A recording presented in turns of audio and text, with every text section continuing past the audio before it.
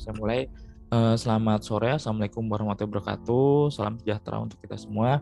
Alhamdulillah pada kesempatan kali ini kita dapat bertemu lagi dalam mata kuliah Hukum Organisasi Sosial Politik. Nah, berkaitan dengan hukum organisasi sosial politik, pada pertemuan yang lalu sebelum-sebelumnya itu ketika tatap muka secara online atau daring, yang diajarkan yaitu berkaitan dengan apa sih pengertian hukum organisasi sosial politik. Nah, menyangkut organisasi sosial politik itu berbicara mengenai organisasi masyarakat. Apa itu organisasi masyarakat? Nah, organisasi masyarakat yaitu suatu bentuk suatu organisasi di mana memiliki tujuan yang sama antara orang yang satu dengan orang yang lain. Demi mencapai tujuannya, ya mereka mendirikan suatu organisasi masyarakat. Nah, organisasi masyarakat ini ada yang berbadan hukum dan ada yang juga yang tidak berbadan hukum. Apakah diperbolehkan yang berbadan hukum dan tidak berbadan hukum? Kedua-duanya diperbolehkan. Seperti yang diamanatkan di dalam Undang-Undang Dasar 1945 atau di dalam suatu atau sebuah konstitusi, itu diamanatkan bahwasanya setiap orang diberikan kebebasan untuk berkumpul dan juga diberikan kebebasan untuk mengungkapkan pendapat. Jadi walaupun berbadan hukum atau tidak berbadan hukum itu tidak dipermasalahkan. Nah, berkaitan dengan organisasi masyarakat itu ada penjabarannya, ada dua. Ada yang berkaitan dengan organisasi masyarakat biasa, seperti contohnya ada organisasi masyarakat biasa tuh kayak NU, Muhammadiyah, itu masuk organisasi masyarakat biasa. Kemudian ada lagi organisasi masyarakat, ini kategorinya berkaitan dengan menggunakan dua peraturan. Jadi ada yang menggunakan undang-undang ormas, ada yang memang dibentuk organisasi masyarakat ini menggunakan undang-undang tentang yayasan. Biasanya yang digunakan dalam pembentukan yang menggunakan undang-undang yayasan yaitu lembaga swadaya masyarakat atau LSM. Nah, ini ada perbedaan antara LSM dan juga organisasi masyarakat biasa. Perbedaannya kemarin sudah dijelaskan dari struktur organisasinya. Berkaitan dengan organisasi masyarakat, ini struktur organisasinya lengkap. Jadi bisa dilakukan yang namanya suatu musyawarah nasional, terus kemudian adanya musyawarah kerja gabungan. Ini macam-macam penamaannya setiap organisasi masyarakat. Yang jelas strukturnya lengkap dan dia berjenjang dari atas ke bawah dan biasanya di setiap daerah pun ada. Nah, kemudian memiliki anggota yang banyak. Berbeda dengan lembaga swadaya masyarakat. Lembaga swadaya masyarakat ini biasanya dia anggotanya tidak banyak. Karena kenapa? Biasanya anggota merangkap sebagai jabatan struktural di dalamnya. Hanya biasanya sedikit, hanya bidang divisi-divisi saja. Karena lembaga swadaya masyarakat ini hanya berkonsen kepada beberapa bidang saja. Karena LSM ini ada macamnya. Makanya sudah dijelaskan, ada lembaga swadaya masyarakat yang sifatnya lembaga swadaya masyarakat yang memang oposisi di luar pemerintahan, ini biasanya kayak ICW. Terus kemudian ada lembaga swadaya masyarakat yang memang bekerja sama atau bermitra dengan pemerintah. Kemudian ada lembaga masyarakat yang memang berkonsen atau berfokus kepada bidang tertentu. Contohnya seperti WALHI, Wahana Lingkungan Hidup, ya dia lembaga swadaya masyarakatnya hanya berkonsen kepada lingkungan hidup, atau lembaga bantuan hukum yang hanya konsen kepada bantuan hukum. Atau ada yang namanya lembaga swadaya masyarakatnya sifatnya donor. Sifatnya donor berarti dia berkonsen atau mendonorkan sejumlah keuangan untuk membantu masyarakat tertentu. Nah, itu berkaitan dengan LSM dan lembaga swadaya masyarakat. Dan di organisasi masyarakat ini berbicara mengenai partai politik. Nah, partai politik ini tidak lepas dari yang namanya organisasi masyarakat pastinya, karena ya gabungan dari masyarakat. Nah, tetapi yang membedakan ini partai politik tersebut ya ketika berbadan hukum, kemudian sesuai dengan undang-undang partai politik, kemudian bisa ditetapkan masuk ke dalam ranah pemilihan umum atau tidak. Ketika masuk ranah pemilihan umum, ya pastinya bisa mengikuti yang namanya kontestasi pemilihan umum yang dilakukan 5 tahun sekali apabila prosedur dan syaratnya terpenuhi. Nah, berdasarkan pendiriannya itu sudah sesuai dengan yang namanya ADRT-nya, sudah sesuai, tidak melanggar yang namanya konstitusi dan Pancasila, kemudian berbadan hukum pastinya didaftarkan di notaris, kemudian baru didaftarkan di Kementerian Hukum dan HAM. Setelah dicek apakah ada yang namanya persamaan lambang, persamaan nama, dan lain sebagainya. Nah, itu ada syarat-syarat. Nah, itu berkaitan dengan partai politik. Tapi yang jelas berkaca partai politik yaitu merupakan suatu bentuk organisasi yang memiliki tujuan bersama, dengan tujuannya ya memperoleh yang namanya kekuasaan di dalam suatu pemerintahan. Gimana caranya? Dengan cara apa? Dengan cara legal. Legalnya yaitu dengan pemilihan umum. Nah, untuk materi kali ini melanjutkan materi yang sebelumnya, ini kita membahas mengenai partai politik. Nah, partai politik ini seperti apa sih? Apakah partai politik ini hanya ada di Indonesia ataukah partai politik ini di negara lain ini ada? Karena pada dalam perkembangannya setiap negara pasti berbeda-beda baik dalam bentuk negara, sistem pemerintahan, bentuk pemerintahan otomatis berbeda. Sehingga berbeda ini karena perbedaan ini dalam hal menentukan contoh pembuatan yang namanya aturan atau regulasi, ya pastinya apakah menggunakan Dewan Perwakilan di dalamnya. Kalau di kita ada legislatif, apakah di negara lain ada? Apakah di Arab Saudi itu ada? Ataukah di Cina itu ada? Dan sebagainya. Nah, ini yang berbicara mengenai partai politik, ya ini yang akan kita bicarakan. Ini akan saya share screen.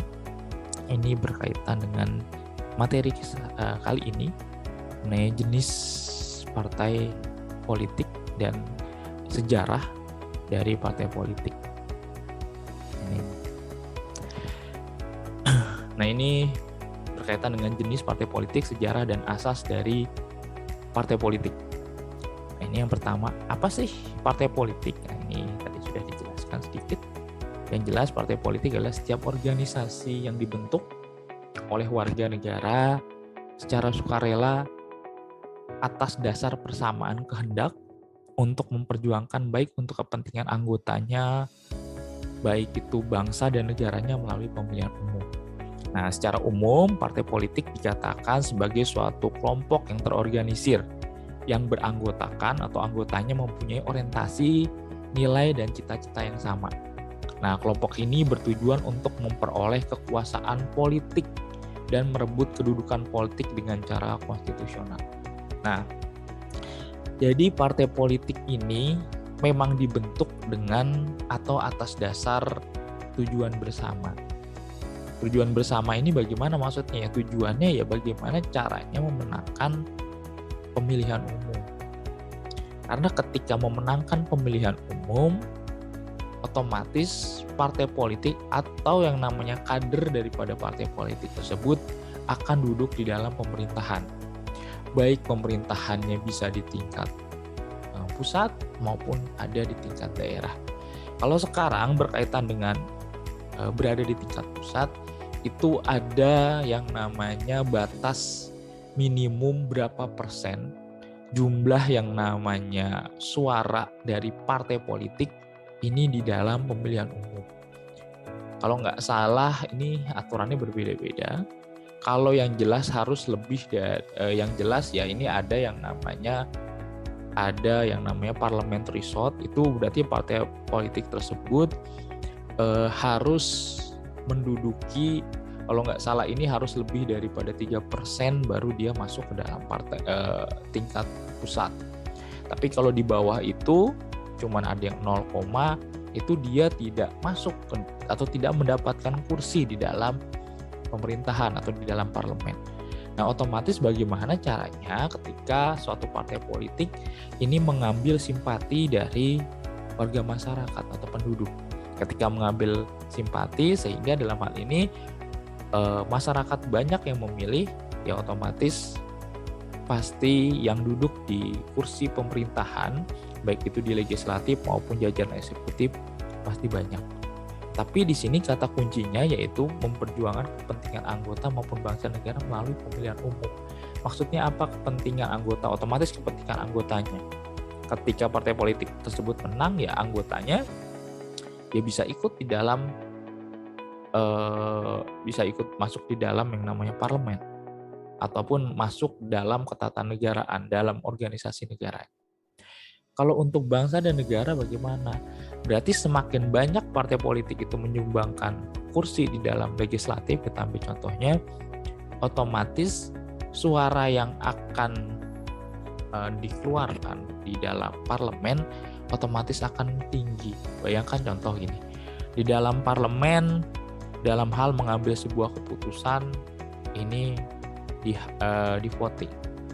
Seumpama dari, kita ambil contohnya, seumpama dari jumlahnya adalah 200 suara, nah ternyata umpama ketika partai politik tersebut menang atau memiliki suara lebih dari 50% di pemilihan umum, ya hampir setengahnya itu isinya adalah kader dari partai politik tersebut. Berarti jumlah suara yang akan disuarakan di parlemen berarti besar.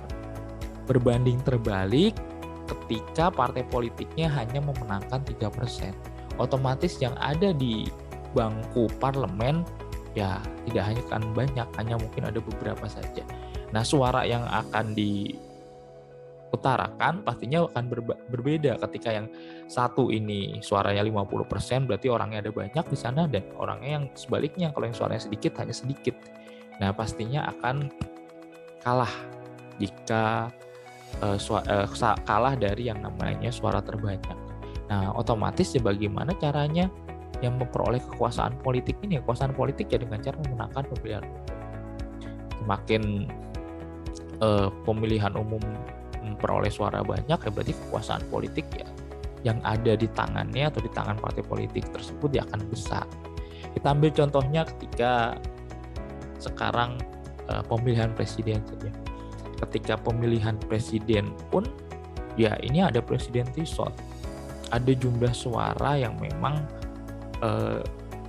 batas minimum berapa persen partai politik tersebut boleh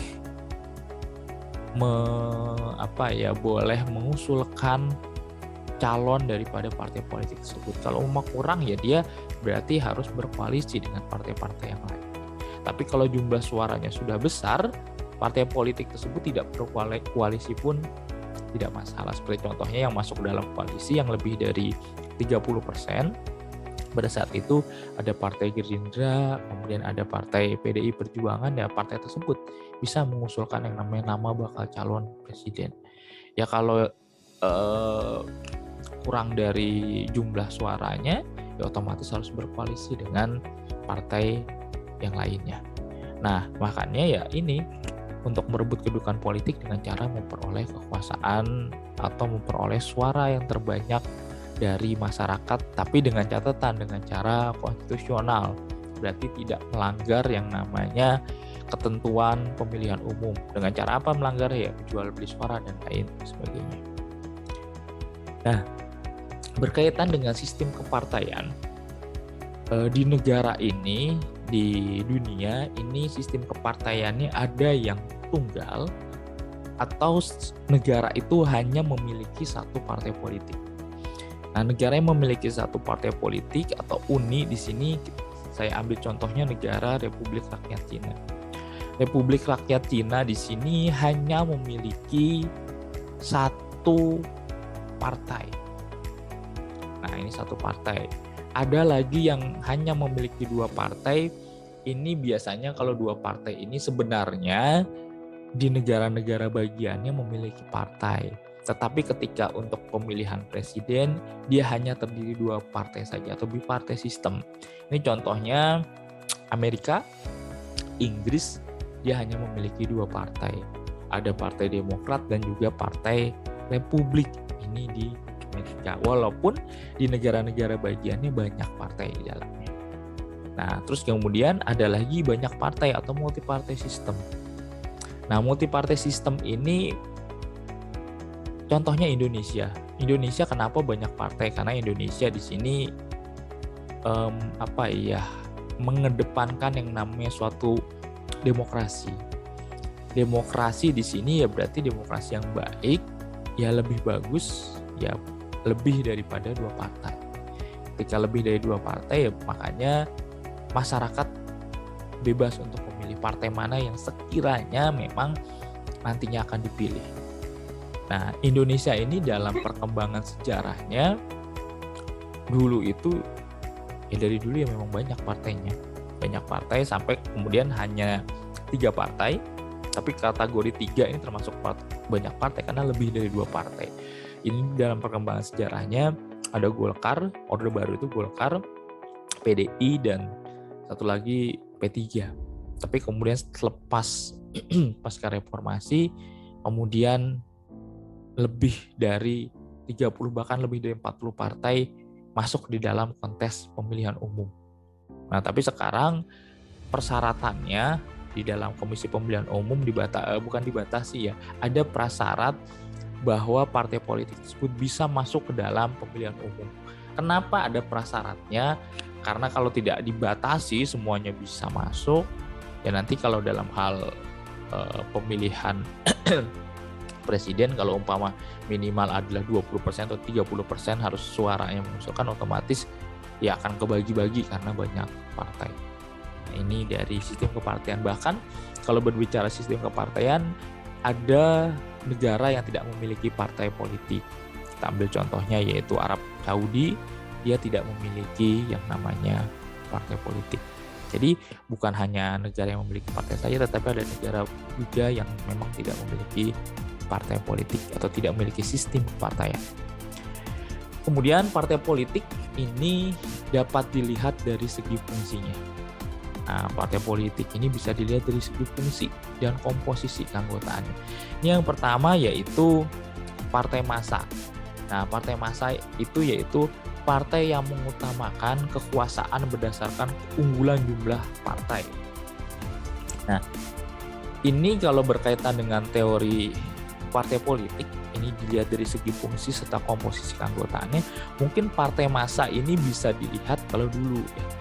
Tapi kalau sekarang saya rasa setiap partai politik pasti mengedepankan yang namanya partai massa. Kalau dahulu ini bisa dilihat partai massa yaitu partai yang mengutamakan kekuasaan berdasarkan keunggulan jumlah anggota partai. Jadi yang terpenting di dalam partai massa di sini bagaimana caranya jumlah dari anggota partai tersebut banyak. Tidak yang namanya menyaring yang namanya kualitas, kuantitas di dalamnya. Tapi yang jelas bagaimana caranya orang bisa masuk ke dalam partai tersebut. Baik dari anggotanya maupun dalam struktur organisasinya. Yang terpenting masuk. Dia tidak memikirkan, oh yang masuk ini harus kualitasnya dari golongan yang menengah ke atas ataukah yang berpendidikan, tidak. Tapi bagaimana caranya, yang terpenting keanggotaan dari partai tersebut masuk. Yang penting jumlah suara banyak, ketika jumlah suara banyak memenangkan di dalam pemilihan umum dan bisa menguasai yang namanya pemerintahan. Nah, ini dikategorikannya partai massa. Mungkin kalau dulu ini bisa lihat partai PDI Perjuangan ini dulu salah satu partai yang berbasiskan partai massa.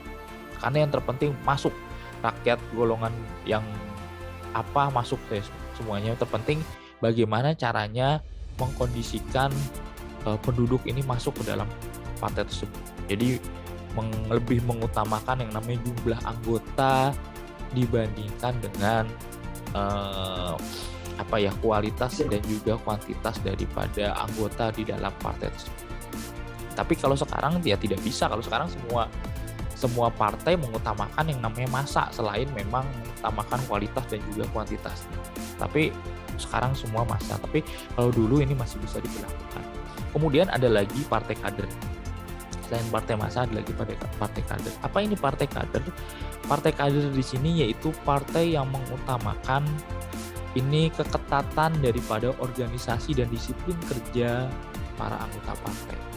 Nah, jadi berbanding terbalik dengan partai massa, partai kader ini memang partai yang diciptakan ini bagaimana caranya partai tersebut memberikan masukan kepada pemerintah dengan masukannya itu ya secara yang sesuai dengan yang namanya akademik di dalamnya, sesuai dengan yang namanya kualitas yang diusulkan. Makanya berkaitan dengan partai kader di sini, baik anggota atau struktur organisasi di dalamnya ini adalah orang-orang yang memiliki kepintaran atau yang namanya dari segi akademik, terus kemudian dari kualitas dan juga kuantitasnya, ya ini selain disiplin kerja, ini pastinya lebih bagus. Karena dia tidak mengutamakan yang terpenting anggotanya banyak, tidak. Tapi karena memang partai tersebut awalnya memang diciptakan ya untuk memberikan masukan kepada pemerintah.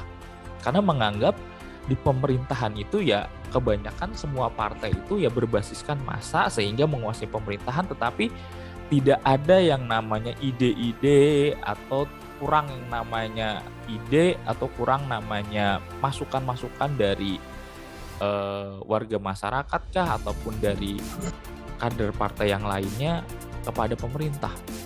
Nah, masukannya apa ya Pak? Masukan yang sifatnya pasti membangun. Nah, ini kurang. Karena kurang, maka partai kader ini hadir di tengah-tengah masyarakat. Nah, contohnya apa ya? Ini partai kader ini dulu muncul yang namanya Partai Keadilan Sejahtera.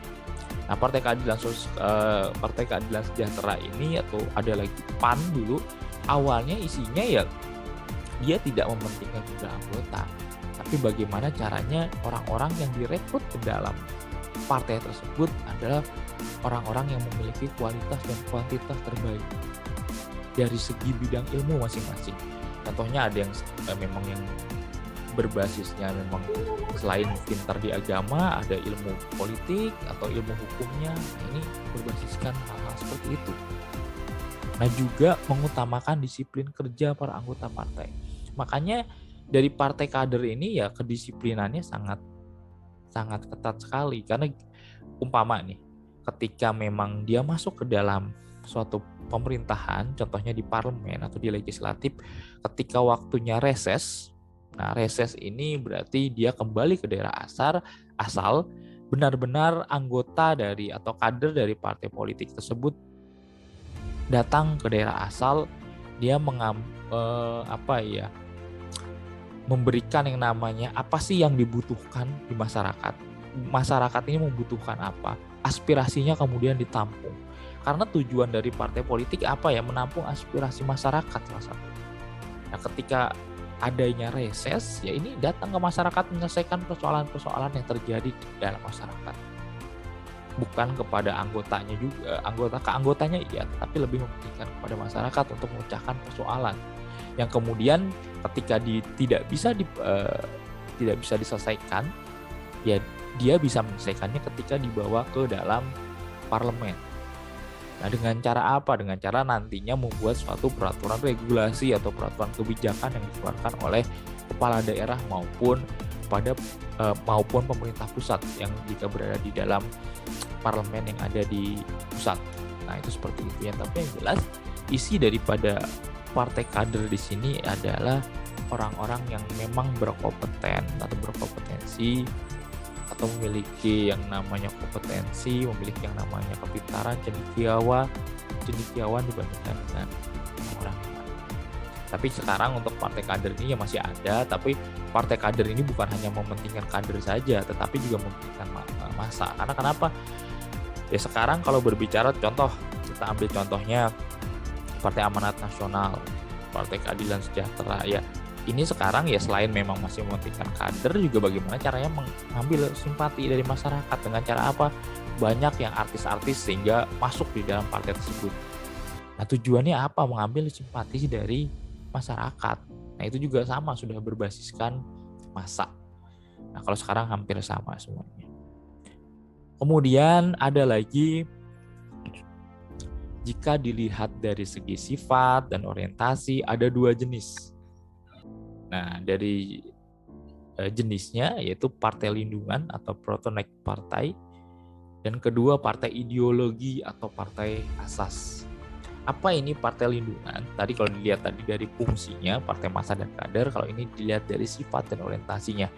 Lihat orientasinya, pertama Partai Lindungan yaitu partai politik yang pada umumnya memiliki organisasi nasional yang kendor, atau meskipun organisasi di tingkat lokal sering cukup ketat. Apa ini maksudnya Partai Lindungan?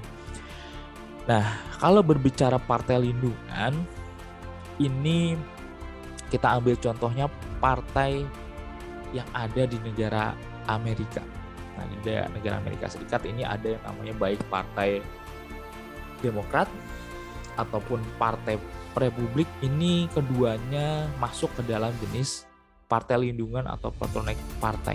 Jadi partai tersebut ini baru benar-benar hidup, baru benar-benar mereka mengambil aspirasi masyarakat atau benar-benar mengambil simpati dari masyarakat ketika berdekatan dengan yang namanya pemilihan umum. Karena kenapa? Partai politik yang Partai Lindungan di sini dia baru bergerak cepat atau sistemnya sudah tidak kendor lagi. Ini ketika memang diadakan yang namanya pemilihan presiden. Baru kedua partai tersebut baru memperkuat partainya. Karena ketika setelah pemilihan umum, partai jenis lindungan tersebut ini mereka akan kendor. Organisasinya kendor, kemudian di nasional itu tidak terlalu signifikan. Karena kenapa? Di dalam negara-negara bagiannya ini terdapat partai-partai politik. Nah, yang dia memperkuatnya dari mana sebenarnya? Ya, yang kuatnya ini ya berada di tingkat negara-negara bagian. Di negara bagian terdapat partai politik juga. Di sanalah yang kuat. Nah, kalau Partai Lindungan ini baru bergerak ketika memang mau mengadakan yang namanya pemilihan umum. Nah, ini Partai Lindungan. Kemudian ada lagi partai ideologi atau partai asas. Apa itu partai ideologi atau partai asas? Ya, ini partai politik ini biasanya mempunyai pandangan hidup yang digariskan dalam kebijaksanaan pemimpin dan berpedoman pada disiplin partai yang kuat dan mengikat. Nah, kebetulan partai yang ada di negara Indonesia ini partai yang memang memiliki ideologi dan asas. Nah, ideologi dan asasnya apa? Ideologinya adalah Pancasila. Nah, berkaitan dengan undang-undang partai politik, ideologi di sini disamaartikan dengan asas. Makanya kategorinya partai ideologi atau partai asas. Ideologi dan asas ini sama, yaitu partai politik di negara Indonesia diwajibkan berideologinya ideologi Pancasila. Tidak boleh bertentangan dengan Pancasila dan juga Undang-Undang Dasar. Nah, makanya asas partai politik ya tidak boleh bertentangan dengan Undang-Undang Dasar dan juga Pancasila. Tapi ketika berkaca ke orde lama, ini ada pembeda yang namanya ideologi dan juga asas. Nah, apa pembedanya ini? Kalau ketika Presiden Soekarno pada saat itu dia mengutarakan diperbolehkan yang namanya banyak partai dengan yang namanya ideologi dan juga asas yang beraneka ragam. Contohnya apa? Untuk semua partai ideologinya ini adalah sama. Ideologinya yaitu Pancasila. Nah, tapi ideologinya Pancasila tetapi memiliki asas yang berbeda-beda setiap partai. Jadi contohnya ideologinya semua sama, dasarnya Pancasila, tetapi asas setiap partai politik itu berbeda-beda. Presiden Soekarno mengibaratkan seperti ini. Ketika partai politik ini ada di suatu Indonesia, negara Indonesia, diibaratkan ideologinya ini adalah sebuah cawan atau sebuah wadah atau mangkok. Ideologinya semuanya sama menggunakan mangkok. Ideologinya dianggap semua Pancasila itu dianggap sebagai mangkok. Tapi ketika berbicara mengenai asas itu berarti adalah isi dari mangkok itu sendiri. Isinya umpama air tersebut boleh memiliki warna yang beraneka ragam. Contohnya dengan partai yang namanya Nasionalis Indonesia PNI dengan warna merahnya, atau dengan partai Nahdlatul Ulama yang pada saat itu yang dengan Islamnya dengan warna hijau, atau partai yang namanya Masyumi dengan warna hijau, atau dengan partai-partai yang namanya komunis dengan warna yang berbeda-beda. Jadi diperbolehkan yang namanya ideologinya tetap Pancasila, tapi asasnya ini boleh berbeda-beda. Nah ini tapi ketika Orde Baru di sini disamakan antara yang namanya ideologi dan juga asas. Nah ini juga menjadi suatu perdebatan ketika pembuatan yang namanya undang-undang partai politik, karena ada beberapa partai politik yang tidak setuju ketika ideologi disamakan dengan yang namanya asas. Nah, karena ada kosakatanya ya berarti kalau ideologi dengan asas mungkin kalau partai-partai yang berlandaskan Islam ya mungkin kalau ideologinya Pancasila, asasnya dengan ketuhanan seperti itu. Tapi kalau umpama kategorinya di semuanya berdasarkan yang namanya Pancasila, berarti ketika berbicara mengenai agama berarti agamanya ini di bawah ideologi. Tapi daripada itu kan akhirnya perdebatan itu bisa diredam, karena kenapa di dalam suatu ideologi mengandung Pancasila ini kan ada asas yang namanya ketuhanan, otomatis sudah sudah dikemas di dalam suatu ideologi tersebut berkaitan dengan agama ataupun ketuhanan. Nah ini ideologi dan juga asas. Kemudian bagaimana sejarah partai politik di Indonesia? Ini sejarah partai politik ini bisa dibaca. Ini partai politik ini pada saat masa penjajahan Belanda sebelum kemerdekaan ini dengan nama The Indies Partai. Ini pada tanggal 25 Desember 1912 ini didirikanlah partai politik. Jadi partai politik ini adanya ya bukan sebelum kemerdekaan, ini pada masa penjajahan Belanda sudah ada. Namanya The Indies Partai. Ini didirikan 25 Desember 1912. Ini didirikan oleh Douwes Dekker, Ki Hajar Dewantara, dan Cipto Mangunkusumo. Kemudian di tahun 1939 ini ada yang namanya Dewan Rakyat. Nah kalau di kita ini sekarang ada sama seperti lembaga perwakilan ya, legislatif. Dulu sebelum kemerdekaan ada lembaga perwakilan. Ini ada yang namanya Dewan Rakyat. Ada Dewan Rakyat ini yang masuk di dalam jadi ada Dewan Rakyat dan di luar Dewan Rakyat. Jadi ada dua lembaga legislatif ceritanya pada saat sebelum kemerdekaan. Ini yang mengaspirasi dari masyarakat. Ini 1939 ini yang tergabung dalam Dewan Rakyat yaitu ada Fraksi Nasional. Nah ini diketuai oleh Muhammad Husni Tamrin. Terus kemudian ada Perhimpunan Pegawai Bestur Bumi Putra. Ini dipimpin oleh Prawoto. Kemudian ada yang namanya Indies National Group, ini didirikan oleh Muhammad Yamin. Kemudian yang di luar Dewan Rakyat ini gabungan partai politik yang lain. Ini ada Gabungan Indonesia, Gabungan Politik Indonesia atau disebut juga sebagai GAPI. Ini gabungan partai beraliran ini nasional. Kemudian ada lagi Majelis Islam ala Indonesia atau MIAI, ini gabungan beralirkan Islam. Kemudian ada lagi Majelis Rakyat Indonesia MRI, ini gabungan dari organisasi buruh. Tapi itu semua partai tersebut belum masuk ke dalam yang namanya pemilihan umum, karena sebelum kemerdekaan ya belum ada yang namanya pemilihan umum seperti saat ini. Nah itu sebelum kemerdekaan. Kemudian selepas pasca proklamasi ini pemilu ini dilakukan 1955. Nah, dari 28 partai dengan jumlah suara terbanyak, ini tahun 1955 ini terdiri dari 28 partai. Di sini saya ambil contoh 4 partai terbesar tahun 1955 yang terbanyak, yaitu ada Masyumi. Ini terus kemudian ada ini Masyumi ini ya partai Islam. Majelis Umum Syuro Majelis Indonesia ini. Terus kemudian ada PNI, ada Nahdlatul Ulama, ada PKI. Ini ada 1955 yang terbesar ini ada 4 partai politik.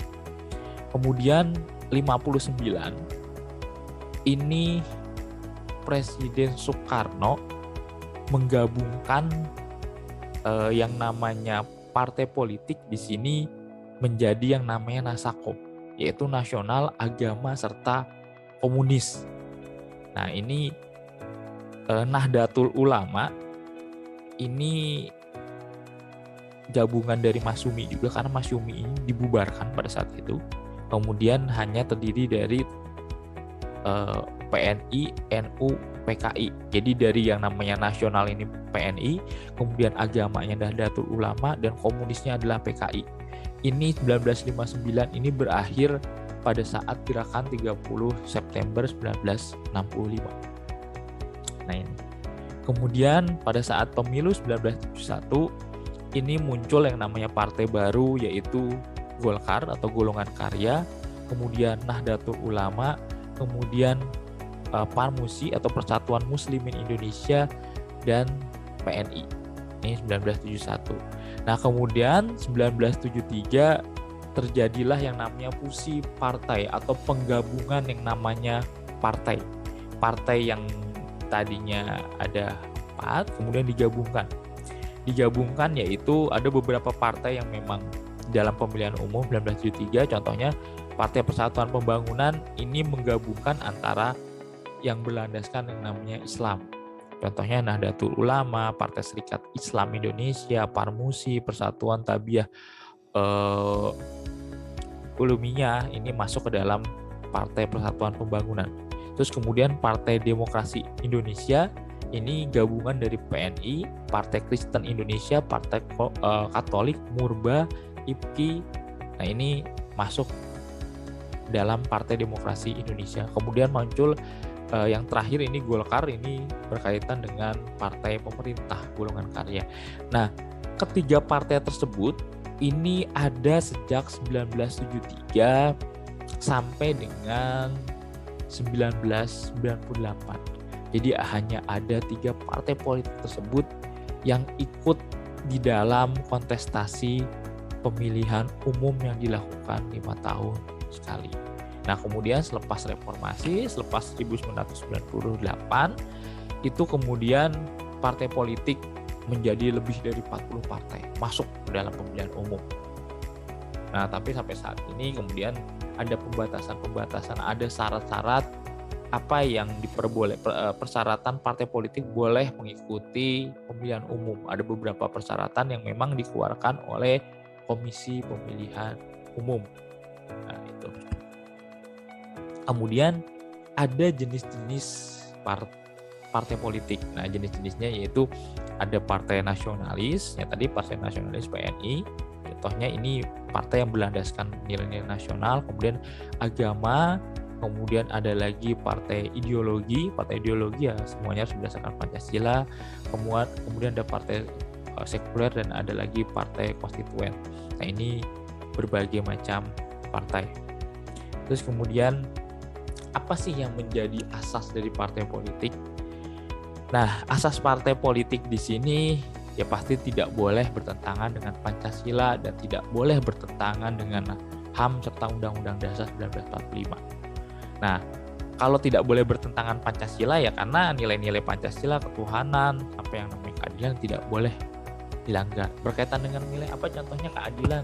Nah, keadilan ya tidak boleh membedakan antara anggota partai yang satu dengan anggota partai yang lain. Tidak memilih-milih yang masuk ke dalam kader atau yang menjadi kader atau yang menjadi keanggotaan partai politik, tidak boleh memilih.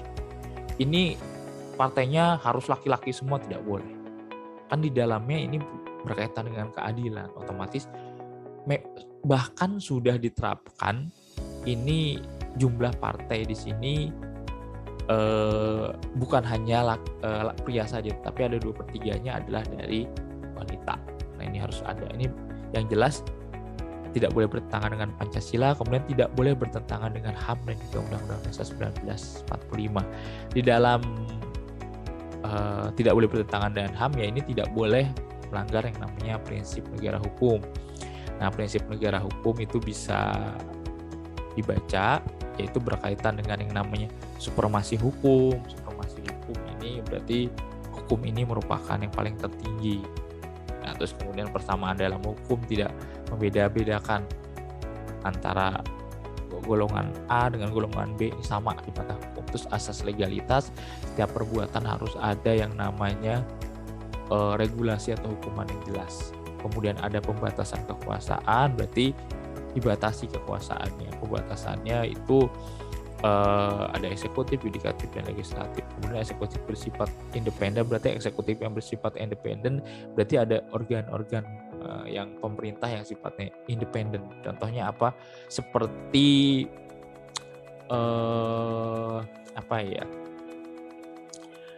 seperti contohnya yang memang sifatnya independen ini, contohnya itu ada ini berkaitan dengan organisasi yang memang dibentuk oleh pemerintah tetapi sifatnya independen. Ini kalau bisa dibandingkan seperti contohnya kayak yang di luar pemerintah ada yang namanya Kompolnas, terus kemudian ada lagi seperti banyak sih yang berkaitan dengan Kompolnas, terus Komisi Kejaksaan. Nah, ini di luar daripada yang sifatnya eksekutif tapi sifatnya independen itu. Terus ada lagi peradilan bebas dan tidak memihak, terus peradilan tata usaha negara, peradilan tata negara, pasti perlindungan HAM, terus kemudian bersifat demokratis, terus kemudian transparansi kontroversial sampai ketuhanan yang Maha Esa. Kemudian pastinya berkaitan dengan prinsip NKRI, terus kemudian prinsip demokrasi, yaitu kekuasaan pemerintah dibatasi konstitusi, berarti harus adanya pembatasan kekuasaan pemerintah dengan konstitusi atau melalui yang namanya regulasi yang ada di dalam suatu negara. Tidak mungkin suatu pemerintahan tetapi tidak ada pembatasannya. Ketika tidak ada pembatasan, otomatis pemerintahan tersebut akan menjadi abuse of power, berarti bisa melakukan perbuatan sewenang-wenang atau melakukan penyalahgunaan wewenang. Nah, kemudian pemilu yang bebas, jujur, dan adil agar mendapatkan wakil rakyat sesuai aspirasi, ada jaminan HAM, persamaan kedudukan dalam hukum, peradilan yang jujur tidak memihak, kebebasan berserikat, serta kebebasan pers. Nah, ini terus kemudian tidak mengesampingkan yang namanya hak asasi manusia, baik itu berkaitan dengan HAM ini sifatnya yaitu universal, tidak dapat dicabut, kemudian saling terkait. Ini maksudnya apa universal? Ya, universal ini seluruh masyarakat memiliki yang namanya HAM. Terus kalau saling terkait, ya saling terkait ini maksudnya apa? Antara HAM yang satu dengan HAM yang lain ini saling terkait. Contoh gini, seseorang ini memiliki yang namanya hak hidup. Tetapi ketika memiliki hak hidup, tidak hanya hak hidup saja, tetapi dia memiliki harus saling terkait dengan hak mengungkapkan berpendapat atau hak untuk berorganisasi. Nah, itu saling terkait. Karena tidak bisa yang namanya hak itu berdiri sendiri. Dia masa haknya bisa diberikan hak hidup, tapi dia tidak boleh tidak diberikan hak untuk mengungkapkan pendapat atau tidak diberikan suatu hak untuk yang namanya berorganisasi. Ini tidak bisa, berarti saling terkait antara satu dan yang lainnya. Kemudian HAM itu tidak dapat dibagi. HAM itu tidak dapat dibagi, tetapi HAM itu bisa yang namanya dibatasi. Tidak dapat dibagi tetapi bisa dibatasi. Nah, terus kemudian kesetaraan dan non-diskriminatif, partisipasi dan inklusi, kemudian akuntabilitas dan rule of law. Nah, ini berkaitan dengan prinsip dari atau asas dari hak asasi manusia. Nah, ini tadi berkaitan dengan apa yang menjadi sistem kepartaian. Terus kemudian partai ini terdiri dari fungsinya yaitu partai massa, partai kader yang mengutamakan massa, dan kemudian partai kader yang ini mengutamakan jenis kualitas daripada anggota di dalam partai tersebut. Kemudian dari segi sifat ini terdiri dari partai lindungan dan juga partai ideologi, dan kemudian dari yang namanya asas partai politik. Pastinya asas partai politik tidak boleh bertentangan dengan undang-undang, tidak boleh bertentangan Pancasila, serta dalam menerapkan yang namanya prinsip hukum di dalamnya. Itu berkaitan dengan asas dari partai politik.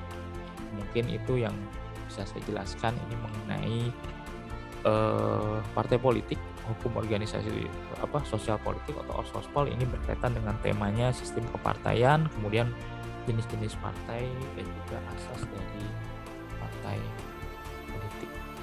Nah itu, ada yang ditanyakan dari pertemuan kali ini berkaitan dengan materi yang sudah saya paparkan tadi? Ada pertanyaan? Ada tidak?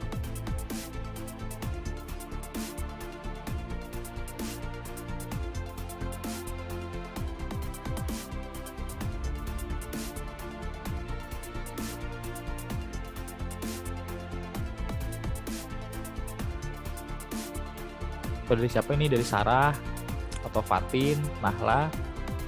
Ada yang ditanyakan?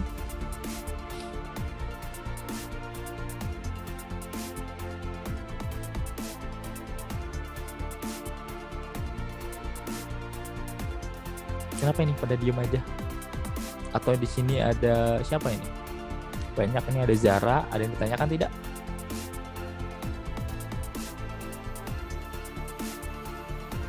Tidak, Pak.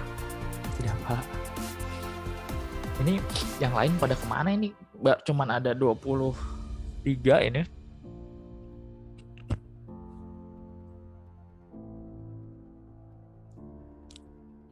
Kemungkinan nggak tahu informasi, Pak. Izin kayaknya. Soalnya di grup juga sepi. Oh, di grup sepi. Harusnya tadi di-share di grup ya. Jadi nanti gini, kalau untuk pertemuan berikutnya, kalau ketika pasti kalau ada Zoom itu saya pasti langsung taruh di LMS-nya. Nanti mohon kalau yang udah tahu langsung di-share di grup Orsospol saja ya. Karena nanti berkaitan setelah UTS itu kan nanti sama Pak Isep.